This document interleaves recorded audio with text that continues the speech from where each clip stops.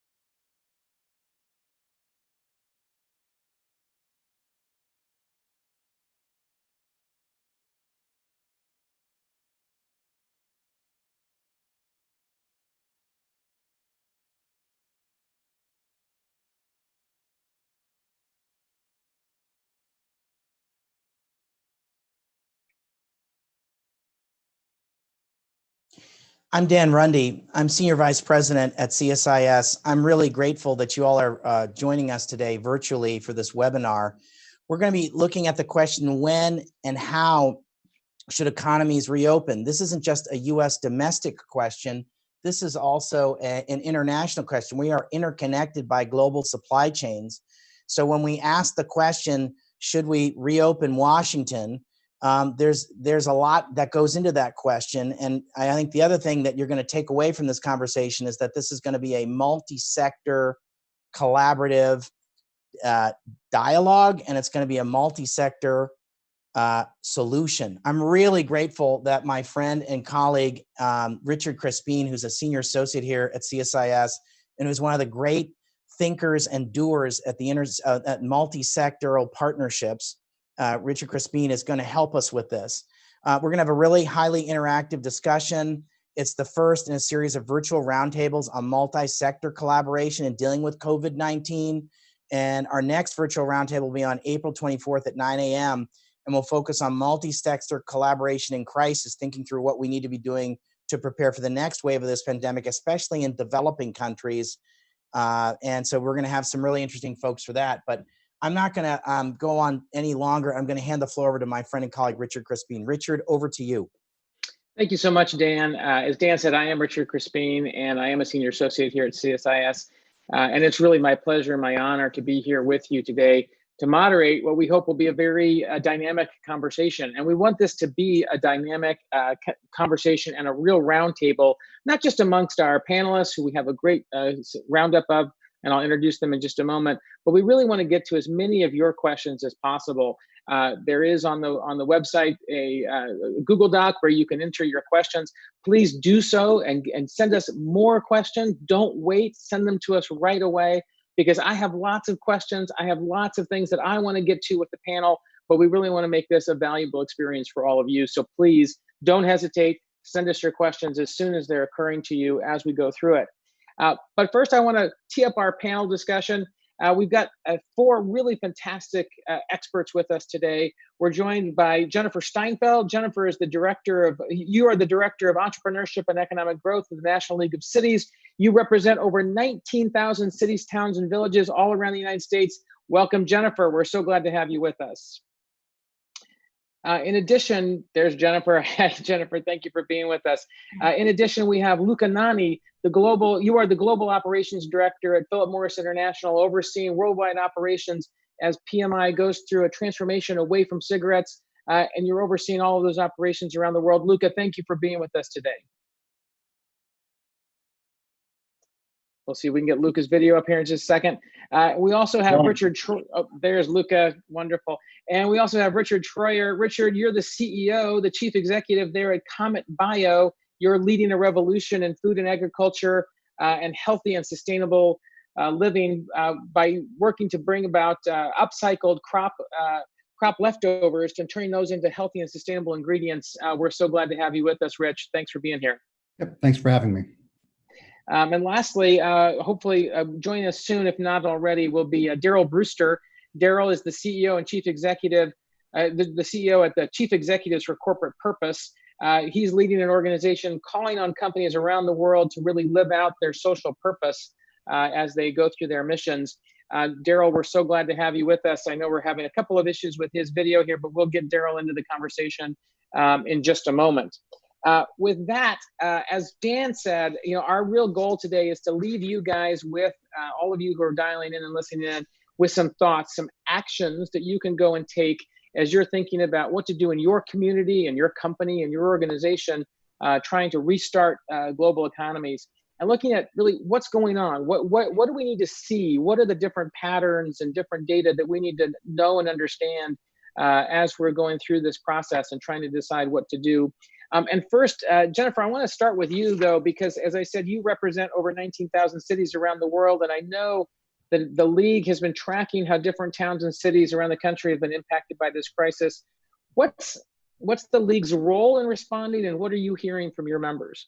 Sure. So I should clarify that we represent direct membership by about 2,000 of the 19,000 cities in the United States.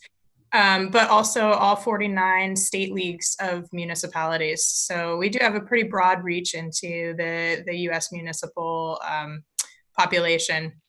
So the first thing we started hearing from our members was, what do we do? What are the best practices? Tell us, what we should be doing to support our communities. And unfortunately, there are no best practices because this is an unprecedented event. So what we started to do was compile lists of what municipalities were doing, just to try to see what were emerging practices. And we partnered with Bloomberg Philanthropies to create a quite extensive municipal policy tracker that's available on our website. And we have a lot of resources there. We also tried to make sure that municipal leaders had connections with federal health authorities and other guidance, which can be hard for small communities to do. And so to be sort of an intermediary between federal and municipal folks. And so we continue to do that. And we also do a fair amount of federal advocacy. And so we continue to prioritize. You may know that the U.S. federal relief plans only get funds directly to municipalities that are 500,000 or more, and that's 39 of the 19,000 cities in the United States. So we're continuing to work to say that a lot of this work is happening on the front lines. Hospitals, schools, meal deliveries, et cetera, are happening within cities, and to provide that federal advocacy to make sure that municipalities are getting funding to support the work that they're doing. So you had to quickly kind of jump in here when normally you would be serving the role of helping to share best practices. Yeah. We had to find out what are the emerging practices. So you scrambled Yeah, to do so that. our partnership with Bloomberg started with just creating a typology. How are we going to classify the practices that are taking place right now? And then move very quickly to having literally a Google sheet where people could enter their own practices, what they were doing. And then we were doing desk research. And so we've continued to do that. And we think the most comprehensive list of municipal policies, and that's available on our website at nlc.org/COVID-19. We'll take you to our microsite with all our COVID-19 resources. Terrific. Thanks, Jennifer. Daryl, at CECP, I know you have executives from around the country and around the world. When we spoke earlier, you mentioned about 3 different phases of, I think you said, response, recovery, and reinvention that companies are going through. Tell us about that. Uh-oh. Daryl, you're muted. There you go. Good morning. Just finished another podcast, so it's been one of those mornings. But thanks, Richard, and good to see you and the rest of the panel. Yeah, at CCP, we work with well over 200 of the world's leading companies to really encourage them to be a force for good in society, to really build sustainable business in a number of different ways. And as we've spoken with companies, we haven't seen anything that has affected the world in so vastly, so fast, and it's going to actually last here for a while. So that is really creating some real challenges. And different companies are in just very different positions. I spoke with one CEO yesterday of a company that has literally had 0 revenue in the last few weeks. None. Wow. 0. Others cannot make enough product. So we see a real range of where companies are, and we have to recognize that as we deal with them. What we're really seeing to help companies think through this is that most companies today are in a response mode, as we all are. How do we deal with this situation? And that's the first piece. It's the base of Maslow's hierarchy, right? We're also beginning to see companies that we are going to recover, right? It's going to be a matter of when. We can all see, is it going to be by Easter, or is it going to be in May, when that's going to happen? And companies now starting to put in position what they're going to have to do as we think about recovery and how do we accelerate that as we move forward. Certainly some of the government programs may help us there. Companies are starting to look in those ways. And that's going to take some while. And then I think that's the stage that we're talking about. And I think some of the companies that are in good financial position today, some that are thinking a little further out, many of the professional service firms, and others are thinking about, okay, what's the reinvention? What does this look like for the future? So we just want to make sure we're meeting companies where they are as we have those conversation discussions. Right now, the prevailing theme is on response, but we are starting to see those starts on recovery. What does that mean? How do we bring our workforce back? How do we really keep people engaged? While also folks are starting to plant those seeds for reinvention so that this doesn't happen again. And we can have a society that's more sustainable, where companies are playing a real key role in in a better world through business. Yeah, I want to explore that a bit more in a moment, but I want to get Luca and Rich in here on this conversation. Luca, I know Philip Morris International, you guys have a supply chain that really extends all around the world, and in some of the hardest hit places like China and Italy. How have you navigated these 3 phases that Daryl just mentioned out, and where would you say Philip Morris is right now, and how did you make some of the decisions that you've made about what to keep open, what to close, and so forth? Luca, you're muted as well. There you go. Oh, there you go. As you said, Philip Morris International is a global company, and we've been dealing with the COVID crisis since the very beginning, when it struck in China, where majority of electronic components are made and assembled.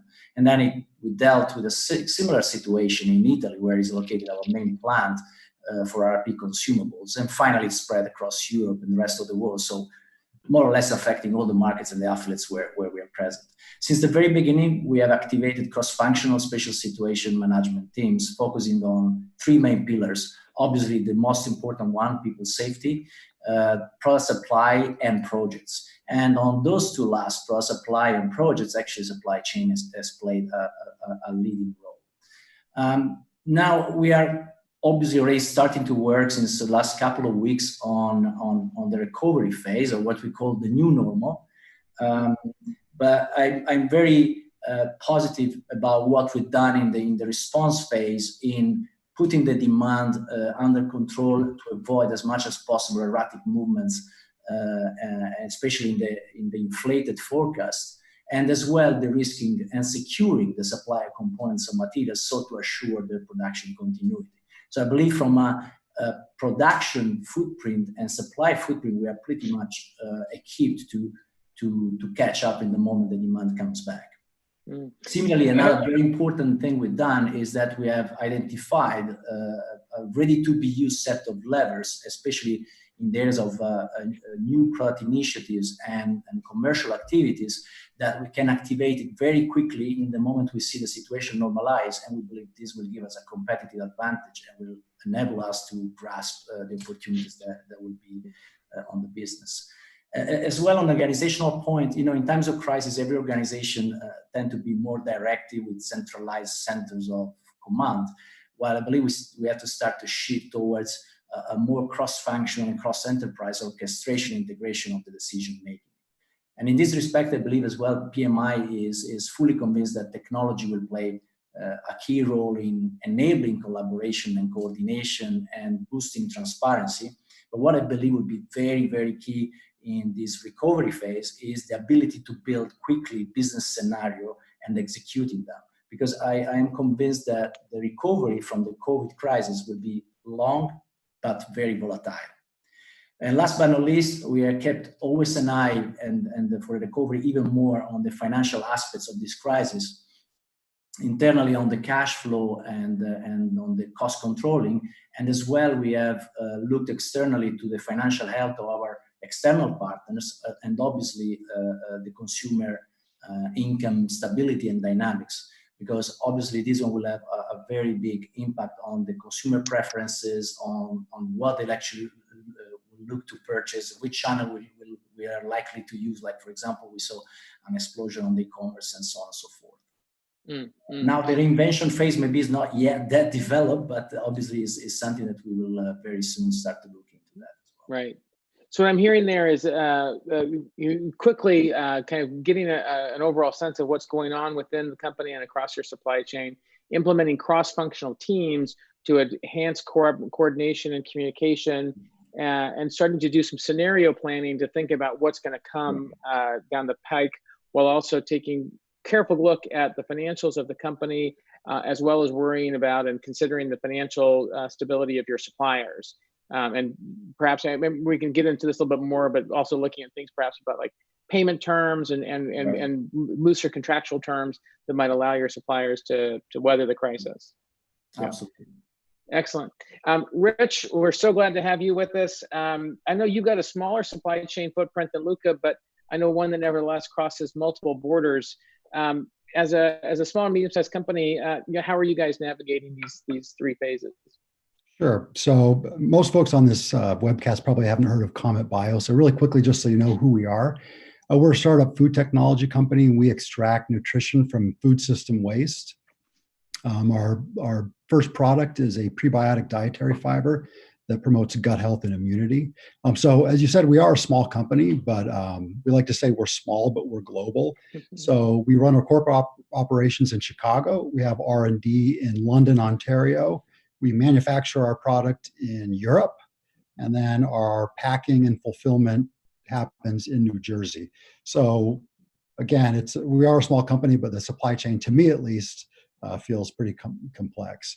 But in terms of what we've done, so I think we were pretty early in the response phase. So we work very closely with a lot of partners, and we thought about how do we continue to serve them as we all start to plan to work from home. So, for example, we ran our labs full out, made sure everybody was in the lab getting all the work done so that when we went home, we'd be ready and we'd still be able to serve our customers. The other thing we've done is we're actually manufacturing this week in Europe. And so we established shifts here in the US and Canada where folks are available basically overnight to help oversee that manufacturing run virtually, which was a big change from where we were, which was we were going to have folks fly out there and actually oversee the manufacturing runs. And then also we're looking at reassessing our timelines. I think we just need to be realistic about how this affects businesses and think about, how we pace all the work we're doing, which leads, for me into the reinvention. We've been thinking a lot about our supply chain even before the coronavirus. And so we were looking to bring in a supply chain director. And we actually did do that this week, because we think supply chain, even for small companies like us, will be increasingly critical over time. And we've also thought more about our product. So as I mentioned, we have a prebiotic dietary fiber that promotes gut health. But there's a very strong connection between gut health and immunity that the community is pretty aware of. And so we've been thinking more about how do we tell that story, and how do we get that across? Because as we look forward in the coming months, I think there will be an increased focus on immunity. 70% of the immune system is actually present in the gut. And so we're really working on telling that story when the time is right for our customers. So I'd say it's not a full reinvention. We're still who we were. Our mission is unchanged, but there's a bit of a change in the emphasis in the story of what we're telling our customers. Thanks, Rich. One thing I'd like to touch on that both of you, actually all five of you have mentioned, is differences and changes in communication and coordination across your supply chains and across your different communities. Luca or Rich, I'd be interested, what communications, if any, have you had with local governments? And then, Jennifer, I'm going to come to you and ask you kind of the same question about what are you hearing from local governments in terms of their communications with companies. But Rich, do you want to take that first? Have you been coordinating with local municipalities, or? We really have not so much. I mean, we've been basically taking the guidance from the local and state government, and that's really, frankly, been our interaction with the government to date. I think that will probably change, but right now, as people are in that response mode, we're kind of letting them do their thing. But I do anticipate that going forward, certainly as we think about our global operations. Yeah. Luca, I know you've operated in two countries, at least two countries I know of, that were really hard hit and also had different responses between Italy and China. So what's been your interaction with those governments? Look, I've not directly interacted with them, but our company had done obviously extensively. First, to understand the decrees that been published almost on a daily basis by various governments around the world, to make sure we understood correctly, because obviously we wanted to comply as much as possible. Second, once we have defined the protocols that we wanted to implement across our facilities, we made sure that we engaged with them to make sure that we were actually properly following and putting the safety of our people first. And thirdly, obviously, we try to ask the governments and the institutions how we could have helped them. So whether that was via, helping with PPEs or as well putting our facilities that were emptied at service of the local communities, as well as in some cases serving meals in wherever possible in different communities. So we've done a variety of things, even depending on our presence in different locations and what was allowed actually to be done by the nations in the various countries. So comply with the law, number one, but then also try to think about how you can help by either converting facilities or using your people and your assets in service of the community. Yeah, excellent. Jennifer, what are you guys hearing? How are cities coordinating with companies? Yeah, Luca brings up a really good point about donating PPE. And so we know that that's happening. Actually, one of my favorite stories is a lot of tattoo parlors have a fair amount of PPE, and they have been donating that to their municipalities because they were closed early on because there's no way to do that work that is not, immediately in people's personal space. So there have been some very unusual partnerships in that sort of way that you wouldn't necessarily think about. I think it's a two-way conversation. Municipalities are really concerned about their business community and having that be viable, as well as the safety of their community members. And municipalities are trying to balance when to, the same question we all have, when to reopen, when to start easing some of these social isolation policies, and also how to support businesses in reopening and in maintaining their local flavor of their Main Street businesses. So that's most of my work is not with the global corporate partners, but with Main Street businesses. So, we're seeing a lot of that back and forth dialogue. There's been a number of policy steps that municipalities have taken for short-term easing, including things like putting off property tax payments and quarterly business tax payments. But those are only Band-Aids. Businesses are going to have to open. And so even with things like utility shut-off moratoriums and eviction moratoriums, when those end, those businesses are going to owe 3 months back pay for, all of those different things. And so how do we help support them? And I think we're all trying to figure that out going forward.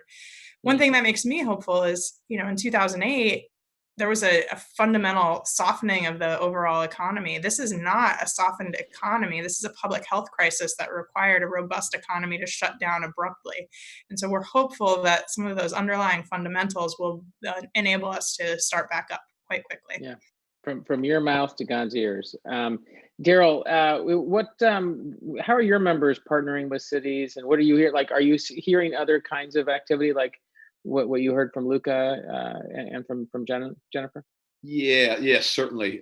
We're getting our companies together by industry. Many of the topics are industry related, supply chains, by issue. Specific issues that companies are really interested in, and also by geography. Our companies are global companies that are that we work with, and I think what they're seeing is a lot of the conversation tends to be at the federal level, but the action happens on the state and local basis, at least in from a U.S. perspective. So we're seeing that as being really where a lot of things are happening, and a lot of our companies, a couple of boards I'm on, have basically said the key person to know is your local emergency response person. That may actually be as important as the people who are down in DC or working on some of those other areas. So how they can kind of work from that standpoint, number one. Number two, we're also seeing companies step up in what we call their community investment or corporate philanthropy. And we've seen some very large investments the companies are making to get their communities to help to recover, to respond, to recover, and to be resilient for the future. And that number is now well over $1 billion the companies have committed to invest. We're seeing a number of industries that are in better shape than others. Being able to lead into that more, as you can expect. This is an impact that's hit everybody around the world, faster, faster, and it's going to last longer than I think people were anticipating. So those are starting to happen on some specific programs. The companies can really connect with their local communities to be able to support what's happening and going on. That's happening there, different places. If it's a retailer, they're going to have lots of communities they're going to be supporting. We're seeing that from the Targets, the Walmarts, CVS, Walgreens, setting up testing centers in their parking lots, things along those lines, is one of many examples of how companies are really looking to do that. But we do really recommend companies, their local operations, how do you kind of talk with the state? How do you talk with the local folks, as well as trying to influence some of the policy coming out of Washington and beyond? So I'm hearing like 3 or 4 takeaways here from this part of the conversation. One thing I'm hearing is, of course, we always need to make sure that we understand the declarations and comply with the law. Second thing is know our local emergency response people so that we can coordinate properly with the right authorities within our communities. The third thing I'm hearing, particularly from you, Daryl, was that we should be thinking about and also from Luca, what kinds of coordinated philanthropic investments we can make right now that would be beneficial to the communities in which we operate, and also leverage the things that we have as companies or as different organizations. But then we should also be kind of thinking about what our core products and services in the case of Rich, and that the immuno beneficial attributes of gut health. You're kind of thinking about our different products and services, how they might be of service at this time. And thinking down the road as we come towards hopefully recovery and reinvention, about how we can use this opportunity to invest in our brand and to invest in our communities, so that we will continue to have a good position coming out of this. And our people. I think that's been yes. We've seen people is how do we help people get through this, but how do we really make sure we have our people engaged for the future? Yeah, love that. We're getting several questions here. I want to just quickly turn to, and one question we have from Anna Morandi at NLC has been, how can we support private sector investment and momentum to continue climate adaptation and emissions reductions? We are at a pivotal moment to do so now. and what could we do to capitalize on this moment? Gerald, do you have thoughts there? Yeah, no, I think it's a good question. I think we have to recognize that most people right now are in the response phase. So as we start thinking about some of the other issues, it's a hard conversation to have. However, we're treading water, right? Exactly, just kind of treading water. But some companies are starting to think about that. And how do we look at this situation as one that we don't want to repeat again, right? For quite a while. One of the pieces that we're really encouraging, and actually PMI is one of the companies that has participated, is for all leading companies to really have a long-term sustainable business plan that talks about their corporate purpose, how they're engaging with their key stakeholders, also their material, environmental, social, and governance risks. That ought to be part of what you are as a company. A little bit less influence on how and communication on what we've done this quarter, and a lot more about what we're doing for the future, and then be held accountable for that. I think it's out of that area of sustainable business that we'll hear more steps that can be taken by companies, and the companies are taking, to really help address some of the climate challenges and issues. I also think it was just on an earlier call about that as it relates to industries, and where industries can step up to really set new standards for those industries, so that you're not competing on the basis of having more negative externalities than the competitor. That's how you win. You need to kind of get that standardized so people can try to outperform on things that are more beneficial. And that may be the area where we're really going to see some progress on things like climate. Key issue, particularly important in certain industries. Utility industry is really stepping up on that in the States of how they can do a better job. And it's kind of in those areas. And by the way, of all the industries we've dealt with, no industry was more ready for this, the pandemic, than the utility industry. Many of them had pandemic plans ready to go. And if you just think about, as we're all in this new at-home economy, pretty cool that we still have the lights on. Amazing. The internet is still working. Amazing. It's a group we don't talk a lot about, but I think they deserve tremendous credit, because they've kept us going in a more virtual world. Yeah, no, I'm so grateful every morning when I turn on the lights and the lights come on, and I open the refrigerator and the refrigerator's still working. So. Can you imagine if that wasn't here? So that group is, I think, is going to be key. But I think that's where we're going to see some of the efforts by industry and by issue to help address some of their true climate challenges. Yeah, Luca and Rich, I'd love to get your perspective, because in addition to what Daryl's just been saying, I saw over the weekend that a new Barclays ESG research publication argues that COVID-19 is going to accelerate the trend towards environmental, social, and governance issues even further, creating greater urgency and responsibility to react to consumer behavior changes and demands on climate change, supply chain practices, and so forth. Is that what you're seeing? Are you feeling that? Is that something that's coming true within your company? Rich, you're the CEO, so you've got some latitude here. What are you thinking? Yeah, sure. When we think about sustainability in the environment, I think a lot of times people think about carbon intensity, and that's how they define sustainability in the environment. We think about it a lot more broadly, and I think this whole situation kind of brings that home for a lot of people. It's not just about that. It's also about things like reducing food system waste, right? If we can get more food from the same amount of land, or if we can take food byproducts and convert them into food, that in a lot of ways makes the supply chain less complex, and it also makes food more broadly available. And so I'm hopeful that people will think about things like, well, when we say sustainability, we should be also talking about our food system and how do we get more from the same amount of resource. And I think that really is a fundamental definition of sustainability for us. And we definitely see large companies very focused on how do they reduce their food system waste. And if we're successful in doing that, I think it'll make situations like this much more manageable in the future. And I know companies are investing in that today. And I'm sure Daryl sees it all the time with his companies in the food system, and Luca as well with his company. Yeah, Luca, I'd like to ask this question from two angles for you. One, I think there's been some debate in the financial press. I've seen some people who've said ESG is going to go away because we're all now just trying to survive. So I'd love to know kind of what's going on within PMI when it comes to environmental, social, and governance issues. But also, secondly, obviously PMI makes cigarettes along with other nicotine products, and I'd love to know what you guys are doing to make sure that people in these stressful times, stop smoking or don't start smoking. So with dealing with that kind of stress. So what's going on? I fully agree, and I can only echo Rich. We didn't stop all the activities we are doing on the agricultural practices around tobacco leaves. We didn't stop all the collaboration with our external partners, all our suppliers, to reduce our carbon footprint. We continued all our activities in our factories to reduce the impact on the environment. And by the way, Philip Morris is a CDP,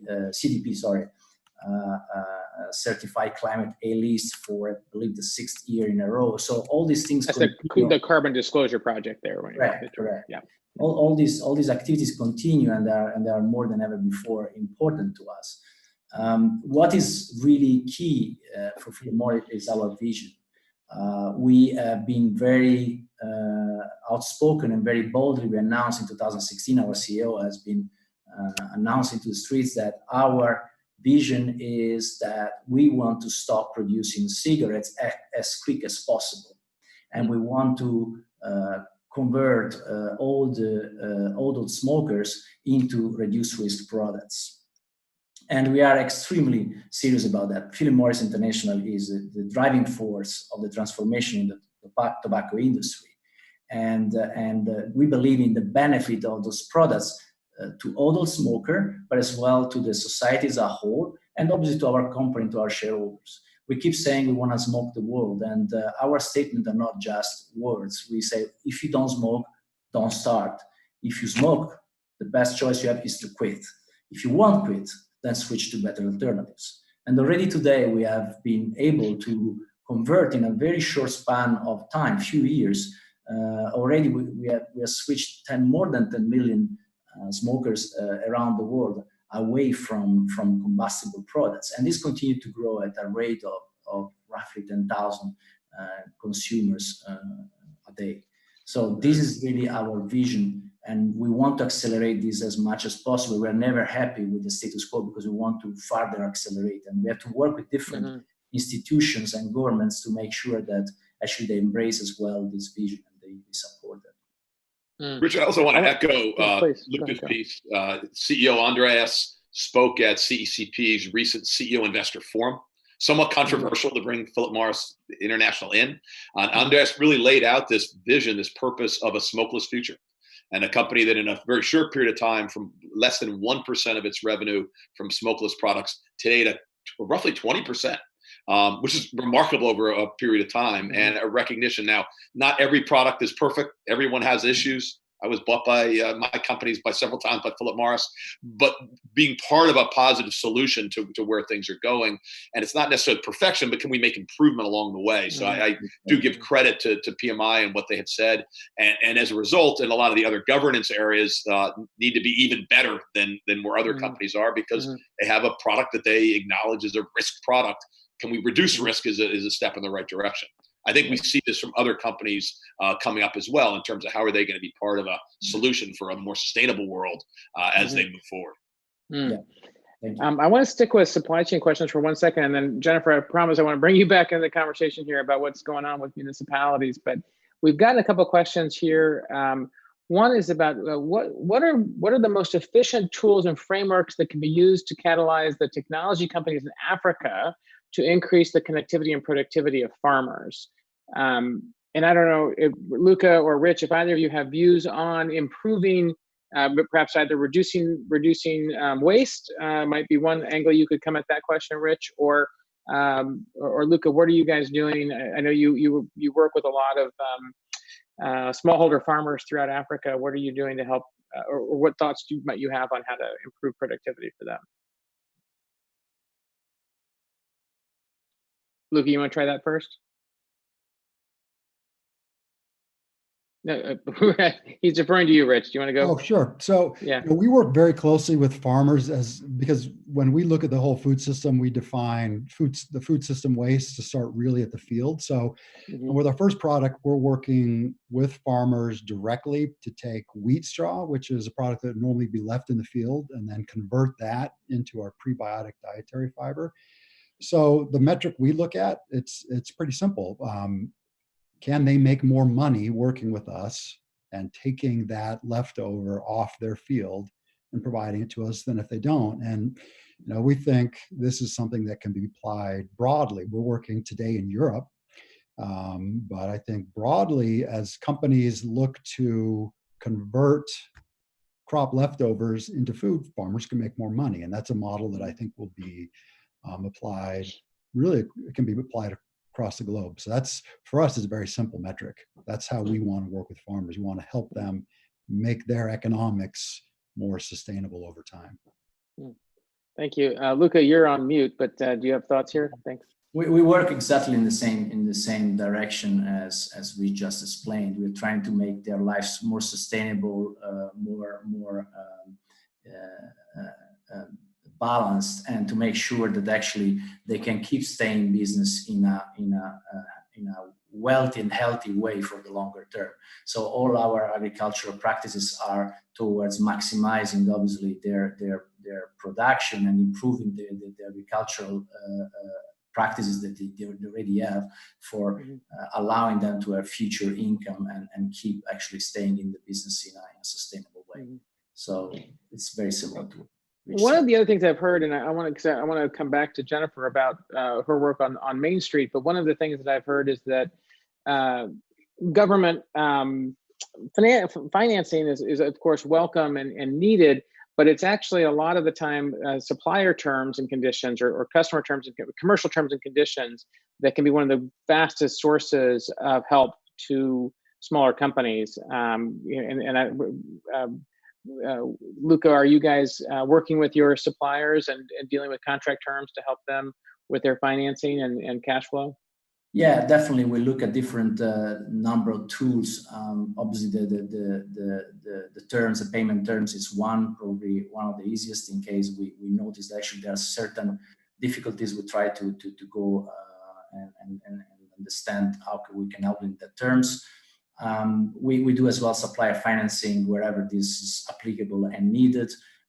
There are some even situations where there are suppliers that were supposed to be discontinued for XYZ reason, and actually we are postponing that or maybe phasing it in a different way.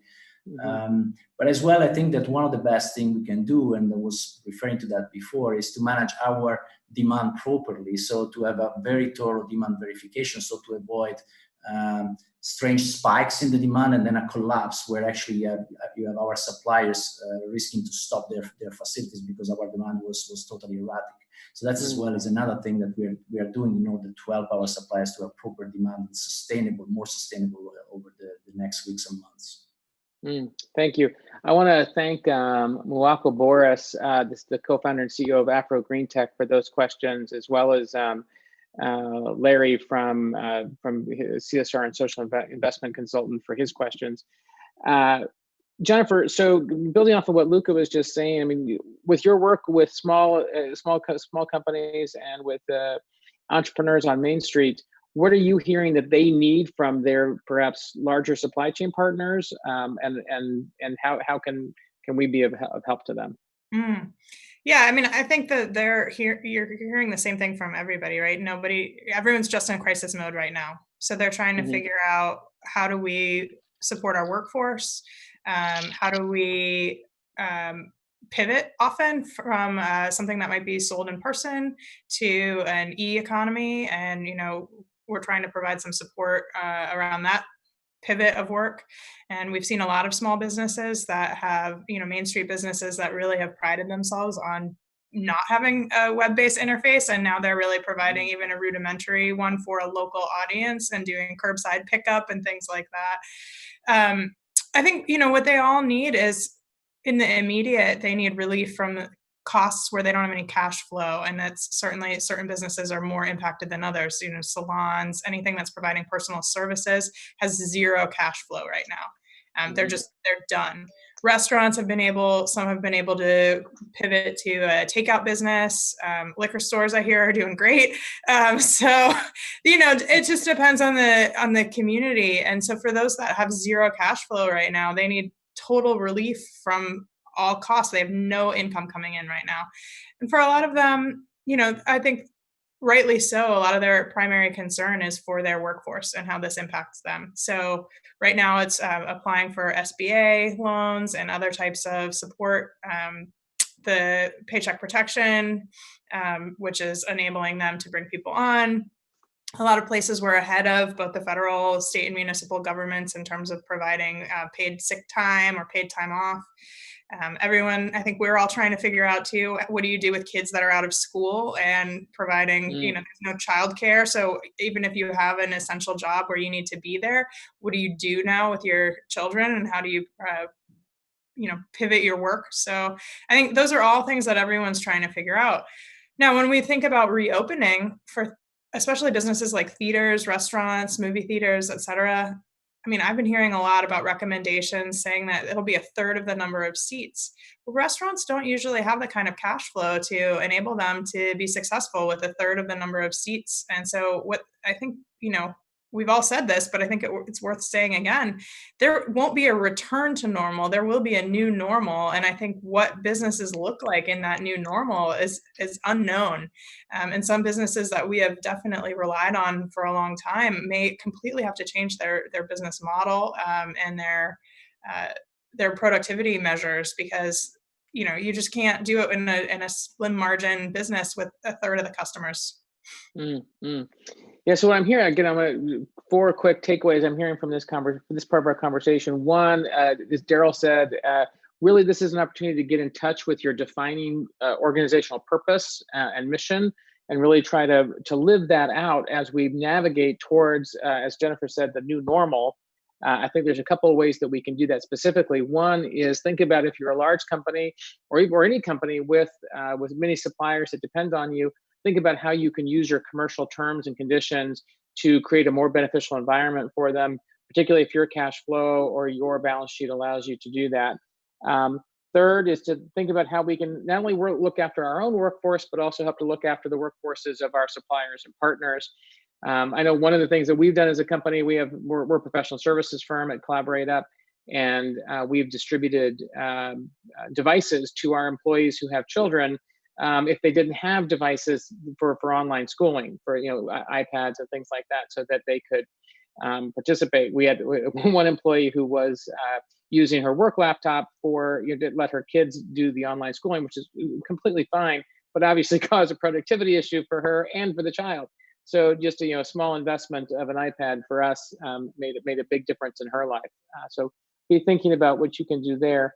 Also be thinking through how, as we come through this new normal, what are your core values, and how can you use this opportunity to live up to those core values? Rich mentioned about how they're looking at farmer productivity and making better use of crop leftovers. That's not just an American issue, that's a worldwide problem. So thinking about how you can do that. And of course, PMI is going through its transformation as it navigates away from cigarettes towards lower risk products. So use this opportunity as a moment to think through those kinds of things. Jennifer, I also, we've talked a little bit here about the different coordinating authorities here, and we've had a question that come in from Hiroki Suzuki at CSIS, who was asking if we think it would be beneficial to have an international platform like the G20 or the G7 to coordinate action in different waves of COVID-19. I wonder, one of the things I've observed in the United States is it doesn't seem like we really have a central, or do we need a central authority to help us coordinate with this? I mean, what are you hearing from your members, and what are your thoughts? I would say that a core value of the National League of Cities is home rule. So we would not be supportive necessarily of a larger authority telling our municipalities exactly what to do. That said, I think, we're already seeing that with governors creating informal coalitions. Like, this is a virus, it doesn't observe borders. And so as soon as we have people moving around, it's going to impact all of us again. And so having some central monitoring, having some metrics that we're looking at, having some clarity about, is it ICU admissions? What are our leading indicators? What are our lagging indicators? So that then every authority is using those same tools and has access to that same data to do data-driven decision-making could be incredibly valuable. And I think especially for smaller municipalities, they don't have a public health authority. So what should they be looking at, and how can they be tracking and making their decisions? And Luca and Rich, I mean, what are you guys looking at? I've struggled. Every night I open up my phone and try to figure out what's going on in my county and in my city, and I'm almost overwhelmed by the amount of data. I don't quite know which data I should be paying attention to. Luca, how are you guys navigating the data on COVID? Yeah, I mean, we try to leverage as much as possible on our digital system that we implemented the last 12 to 18 months to capture all the available signals, both on demand and supply. And wherever we had some opaqueness in some data points, what we've done, we leverage on upstream and downstream partners to complement our analysis. So this was done it is still done on a daily basis. And we try actually to look all the different data points, not only internally, but as well externally, and trying to, as I mentioned before, trying to draw new scenarios and every time adapting our strategy and tactics to make sure we are ready for the issues to come. So that's the way we do it. We leverage basically on our systems and all the data points that we have even external to our supply chain. Mm-hmm. Rich, your thoughts? Yeah, for us, our system is very informal, really. We have a relatively small number of employees and we mostly work in offices. So our system is, we call our partners and talk to them, right? What are we seeing in different regions? So as an example, our manufacturer a couple of weeks ago said, hey, we're an essential industry. We've got half of our employees. We're working at half staffing and it seems to be working pretty well. And so we check in with them. Okay, now we're back, we're moving up. We've got more employees at the plant. And so it's really for us about reaching out and seeing where our partners are. I'd say in New Jersey, our partner there, it's a little bit of a different situation. They're struggling more to get people going again. So for us, it's an informal networking and outreach. And then we'll basically follow the guidance of the local governments in terms of our decision to bring our employees back into the office, which I think will raise some interesting questions about what the government's role is, which I guess I assume we'll get to, but that's a system we use. Yeah, I do want to get to that question actually, and Daryl, I'm going to come to you on this one as well, because kind of building off of Hiroki's original question, I think one of the things that really concerns me is that if this pandemic follows the same pattern as the 1918 flu and the 1957 flu, we're likely to see, as Hiroki points out, waves. Maybe a reemergence in the fall, maybe not on a global scale, but even I think on the best case scenario, we're looking at some kind of whack-a-mole type situation for the next few years. What are your members doing? What are they thinking about when it comes to contingency planning along those lines?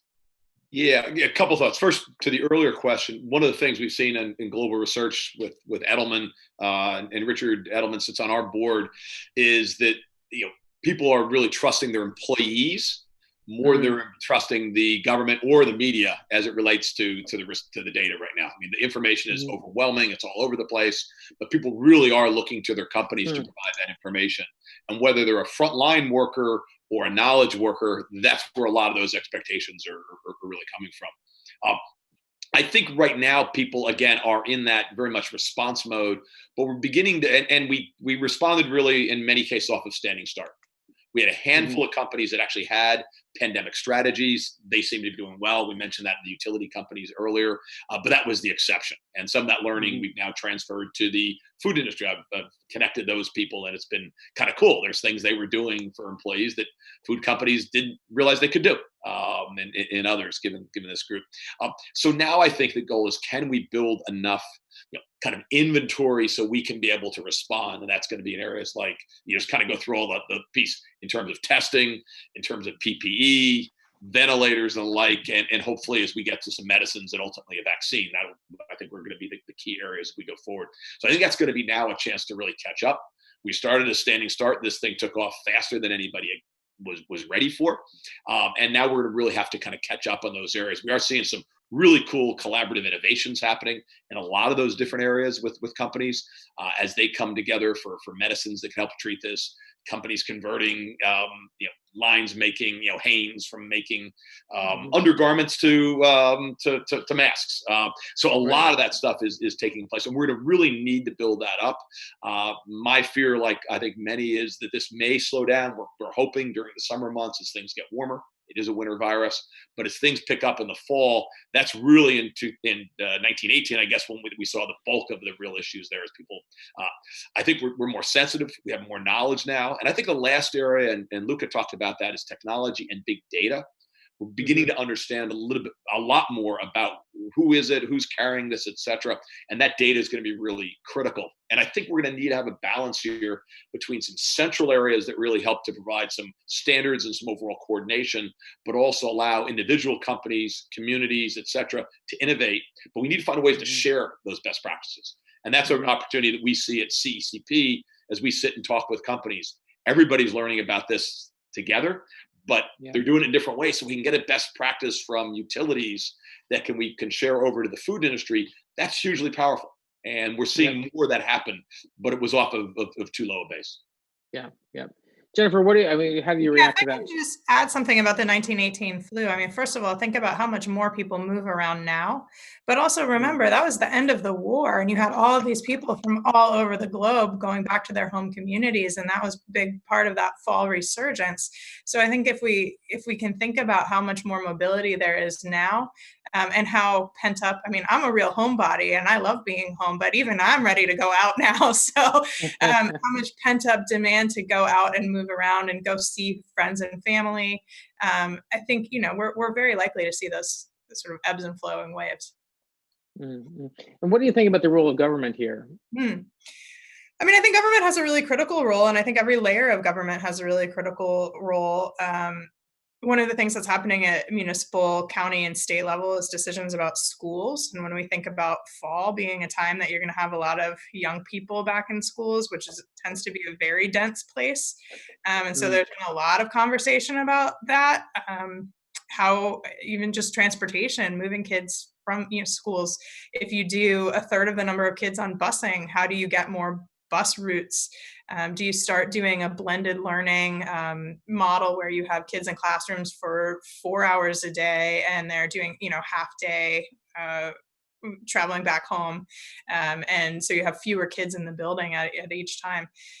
Certainly, I think the role of government in terms of getting capital to businesses, I think is quite critical, and making sure that that's not only direct capital. And so one of the things we've been encouraging municipalities to do is work with local banks and with their local bankers, and make sure that those bankers are prepared to help disperse SBA loans, that they know what their relationships are with local industry.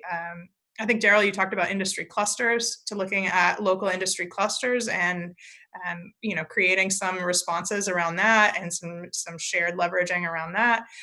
So I think that, government has an important role, but it's not the only entity that has a role. And certainly we don't want to see government becoming the only decision maker. We think that there needs to be a lot of dialogue about, I think you're right, like businesses and employees are the ones that are, they're looking for someone to tell them what to do.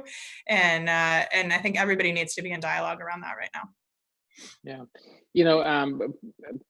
I don't claim to be prescient in any form, but I actually was working on, I'm a co-author on a book on multi-sector preparedness for pandemics, which we were working on before COVID occurred, and it will be coming out later this month. But one of the things hurry up with that.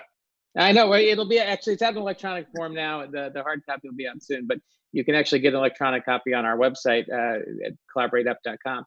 But one of the key factors in the book that we explored, as Jennifer just pointed out, is the importance of maintaining multi-sector dialogue at the local level, as well as at the national and international level. And we're coming up on the end of our time here, and I want to turn to an action item for each of you, or that we might propose to our folks who are listening in. And I guess, Jennifer, I'll stay with you. If you could offer one piece of advice for municipalities listening in today, what would you tell them? What should they be doing or thinking about right now? I would say, I know that we're all eager to get our economy restarted, but let's not jump the gun. Let's make sure we're listening to public health authorities, and being nimble and being creative about how to make sure that economic restart happens in a mindful way. And I would say for So each of us individually to make sure that we maintain our own responsibility to keep distance, to wear masks when we're out, to keep our hands clean. I think that is absolutely the number one thing we can do. Okay. So don't jump the gun. Be creative about keeping your economies going in the meantime. But as each of us, stay responsible and stay clean and healthy in our own right. Daryl, advice not just to companies but also to other. You're really a gathering point here as a civil society organization. What advice do you have for other civil society organizations, and how can they activate their members during this crisis? Sure. I think overall, and echoing Jen's comments, stay safe. Practices. We understand what needs to be done. Stay sane. I think mental health is going to be one of the real challenges that we're already starting to deal with. Is how do we keep people who are just in environments that they're not used to? I think in civil society, as we work in many are convening organizations like ourselves, this is an opportunity to find out where your niche is. I think all of us would love to be out in the front line, but that may not be where we're going to add the greatest value. In fact, we'd probably get in the way. So where are you really going to add value? But we found bringing companies together by industry, by issue, by geography has been very helpful, so they can share and learn from each other. That has been really good. Also, while many are in response mode, others are starting to get ready for recovery and reinvention.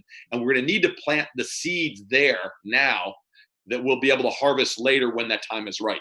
Again, I think this is going to happen in waves. I think we have to anticipate that. But what can we begin to do now that can help us, on a system-wide basis, prepare for a future that's going to perhaps have more of these coming down, so that we're much better prepared in the future. So I think those are the areas that we'd really encourage our companies to think about. Mm-hmm. So stay safe, stay sane. But as conveners, think about where your niche is and stick in that niche. Don't get in the way. Don't try to jump to the front line if that's not where you need to be.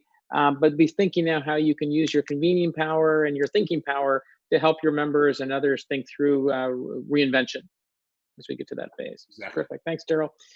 Luca, over to you. What are your thoughts? If you could offer one piece of advice to large multinational corporations, what would it be? I think it's not much difference. Again, is let's care about the safety and the health of ourselves and the people around us, our employees and the communities related to them. That's obviously, again, I repeat what Jen and Daryl has correctly said. As well as, I think, wherever possible, let's try to keep stability in the employment and financials of the people working for our companies or organizations.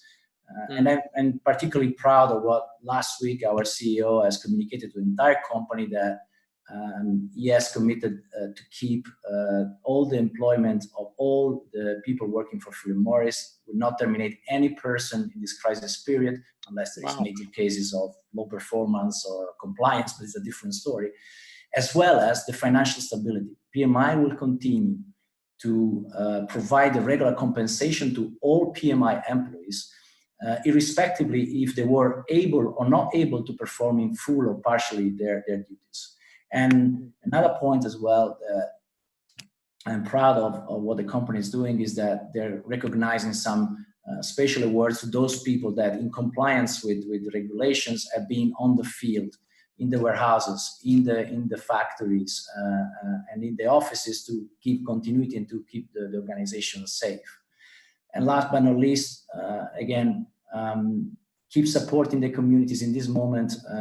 The people need to be supported both financially and with goods, as we said before, the PPE goods. Philip Morris in this has already spent $24 million to support the actions against the pandemic, and will continue to do so. I think these are very key importance if we want to recover even financially from this major crisis. Mm-hmm.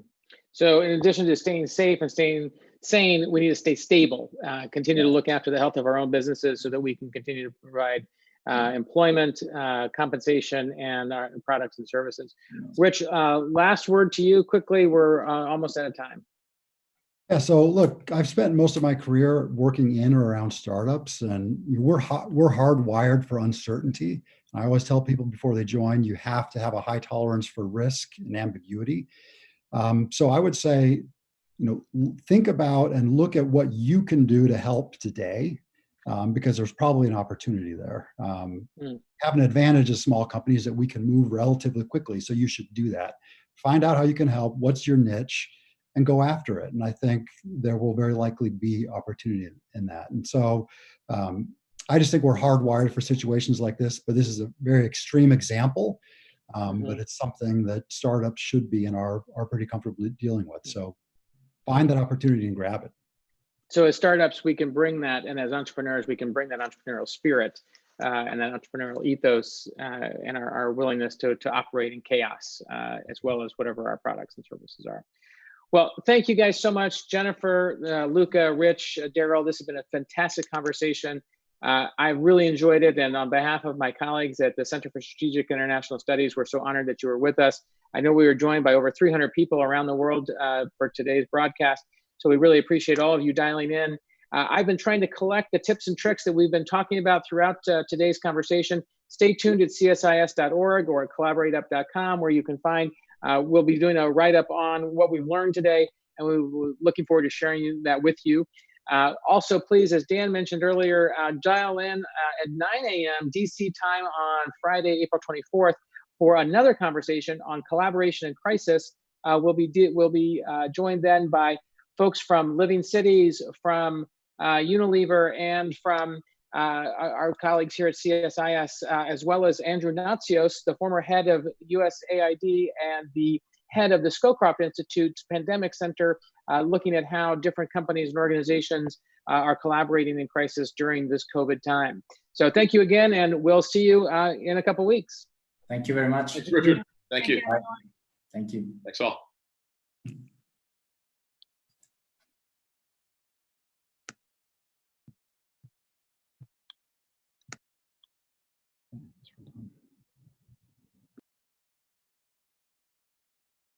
You guys, I think we'll go.